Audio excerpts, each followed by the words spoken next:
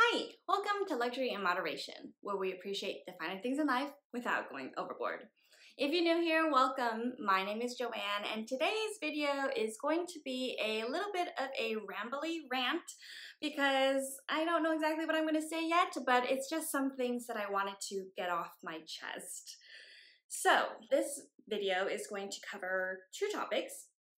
The first topic is everyone's unicorn bags. So I know it's kind of died down a little bit, but last year there were a lot of videos unboxing unicorn bags, and I think it was like a catchphrase. It was more of a clickbaity thing. Like if you use the word unicorn bag in your title of the video, it got people to click on it. So that's why everyone started doing it. But I wanted to call out that if every bag is a unicorn bag, then none of them are unicorn bags, because then none of them are special. If every bag is special, none of them are special. Do you get what I mean? Does that make sense? And I do think that, some of the brands are causing this as well, because for me, my unicorn bag is the original rose gold Chanel chevron classic flap.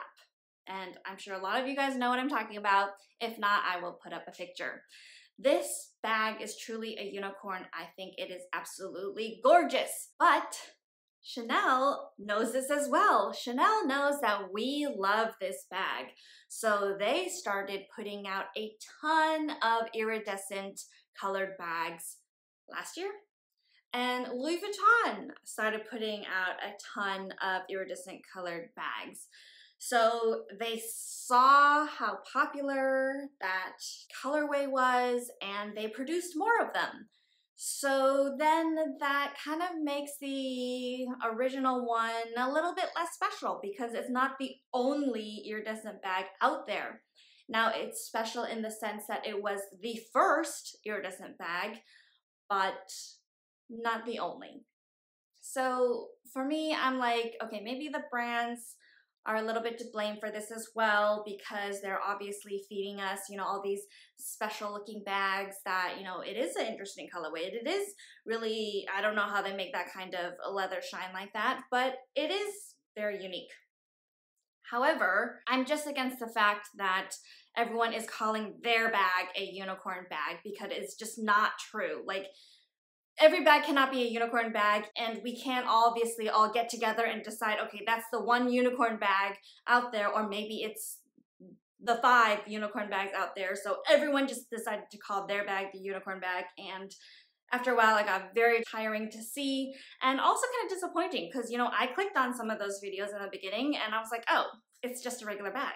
It's just maybe a hard to get bag, because these luxury bags are getting harder to get because the brands are making it so. They're making them more expensive, they're making them less available, less quantity, or maybe, demand has gone up. So a lot of people started calling their hard to get bag unicorn bags, and that is just simply not true. It's just a hard to get bag. Okay, topic number 2.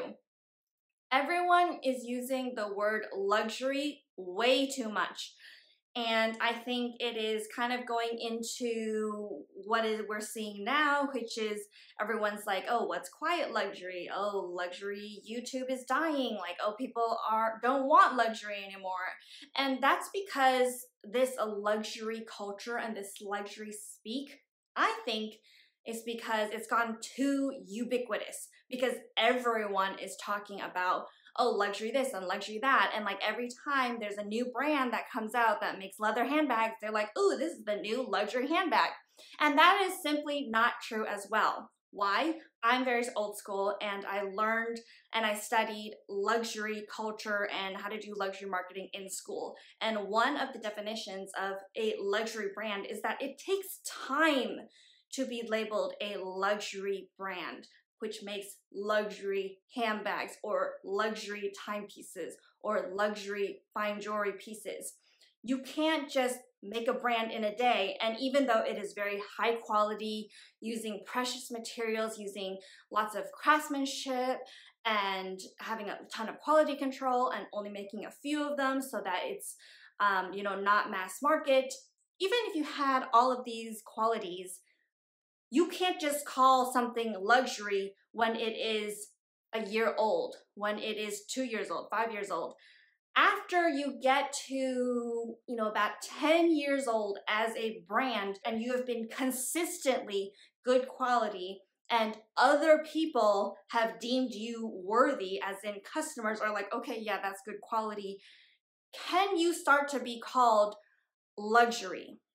Now, I don't disagree that new leather handbags can be luxurious quality. They could use a very high quality leather that I love touching and it smells wonderful and the stitching is top notch and everything about the handbag is like wonderful. That can be luxurious. It can be a luxurious handbag. You can use luxurious as an adjective, but in the traditional sense, I would not call this new handbag from this new company a luxury handbag company, because again, there is a time factor that no one can control because we can't control time. I can't just speed up time and be like, oh, my company is 10 years old and I'm a luxury company. No, you have to have the time-tested part of it to actually be called a luxury product. So I know there are a ton of new leather product companies out there that, kind of cut out the middleman. They're direct to consumer. They're like, oh, we're going to make it cheaper for you so you can have the quality of a French or Italian designer handbag, but without the cost of it. And it's just as good. And that part, it may be true. And I have no problem with that. But if you call that brand new brand a luxury brand, I have a problem with that description. Another example of this is this like tanner leather guy who is cutting up leather handbags and telling us, how good quality the leather is and what it actually costs. And I don't watch all of his videos, but I watched some of them. I think I scrolled through one today that was like, oh, let's see the quality of this luxury handbag. And it was like this brand that I'd never heard of before. And I'm pretty sure it was a younger brand, it hadn't been around for decades. And again, he was calling it a luxury bag, and everyone is overusing the term luxury. So I gave you guys kind of the traditional textbook description. Literally, I've studied a textbook on this and it said, in addition to being high quality, handmade, high craftsmanship, there had to be a time element for a brand to be called a luxury brand. For me personally, and everyone can have their own definition, if you consider a brand that was created this year to be a luxury brand, go for it. For me, I wanted to share that my definition of a luxury product, of a luxury handbag, of a luxury brand, in addition to those 5 things that I named, I think it has to be aspirational. So keyword aspirational, not expensive, not hard to get, not been around for a very long time.